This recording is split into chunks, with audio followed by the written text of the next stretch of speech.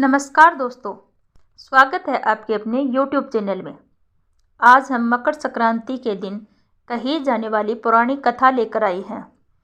एक समय की बात है, किसी राज्य में हरिदास विष्णु सेवक और उसकी पत्नी गुणवती रहते थे।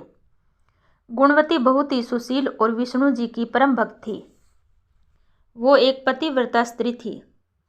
उसने सभी देवी देवताओं के विधि पूर्वक व्रत किए थे और एकादशी का भी व्रत नियम पूर्वक किया, परंतु धर्मराज की पूजा उसने कभी भी नहीं की थी। वो अतिथि सेवा से कभी पीछे नहीं हटती थी और अपना जीवन सदाचार और धर्म प्रयाण से अपना जीवन व्यतीत करती थी। एक समय गुणवती मृत्यु को प्राप्त हो गई। धर्म कर्म के प्रभाव से यमदूत उसे आदरपूर्वक पापियों को भय प्रदान करने वाले धर्मराज जी के लोक में ले गए, जहां उसने देखा कि उस लोक के 4 द्वार हैं। वहां नगर के बीचों बीच धर्मराज जी का भव्य मंदिर है। उस मंदिर में धर्मराज जी विराजमान है। उनके पास चित्रगुप्त जी भी विराजमान है, जो मृत्यु व्यक्ति का लेखा जोखा धर्मराज जी को सुनाते हैं। यमराज जी के दूत गुणवती को वहां लेकर गए।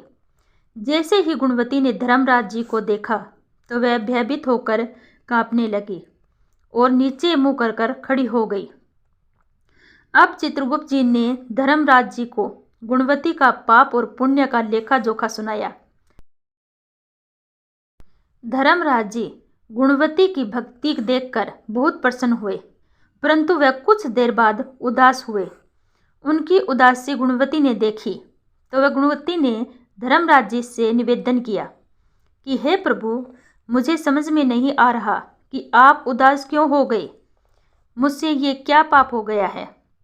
कृपा करके आप मुझे इनका कारण बताएं। तब धर्मराज जी ने कहा, हे देवी, तुमने जप तप आदि करके सभी देवी देवताओं को संतुष्ट किया है, परंतु तुमने मेरे नाम का कभी भी कोई दान पुण्य नहीं किया। यह सुनकर गुणवती बोली, हे प्रभु, मेरा अपराध क्षमा करें। मैं आपके उपासना की विधि नहीं जानती थी। आप मुझ पर कृपा करके आप मुझे विधि बताएं, जिससे मनुष्य को आपकी कृपा का पात्र बनने का अवसर प्रदान हो। तब धर्मराज जी कहने लगे कि सूर्य भगवान जब उत्तरायण में जाते हैं तो मकर संक्रांति आती है। उसी दिन से मेरी पूजा शुरू करनी चाहिए और साल भर मेरी कथा सुनने से और पूजा आदि करके दान पुण्य देने से व्यक्ति सभी प्रकार के दुखों को मुक्त हो जाता है और फिर वह व्यक्ति मेरे पास आता है तो वह सदा सुखी रहता है। यह सुनकर गुणवती ने धर्मराज जी से प्रार्थना की, हे प्रभु, ऐसी बात है तो मुझे इन यमदूतों से छुड़ाकर मुझे संसार में एक बार फिर भेज दीजिए, जिससे मैं आपकी कथा का सारे संसार में प्रचार कर सकूं। गुणवती की यह प्रार्थना सुनकर धर्मराज जी ने गुणवती को वापस धरती पर जाने की स्वीकृति दे दी। उसी समय गुणवती के प्राण शरीर में आ गए। फिर उनके पुत्र बोले, हमारी माता फिर से जीवित हो गई। इसके बाद गुणवती ने अपने पति और पुत्रों को धर्मराज जी की सारी बातें बताईं।